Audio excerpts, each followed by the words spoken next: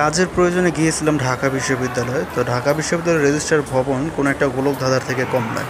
এই টেবিল থেকে ও টেবিল যেতে হয়। তার উপর এখানে মেট্রো স্টেশনের আবার টিকিট কাউন্টার নষ্ট, মেশিন নষ্ট, লাইনে দাঁড়িয়ে টিকিট কাটতে হয়েছে। তো যাই হোক, আশা করি সম্পূর্ণ ভিডিওটি দেখবেন এবং আমার ভিডিওটি ভালো লাগলে অবশ্যই আমার চ্যানেলটিকে সাবস্ক্রাইব করবেন। Thank you.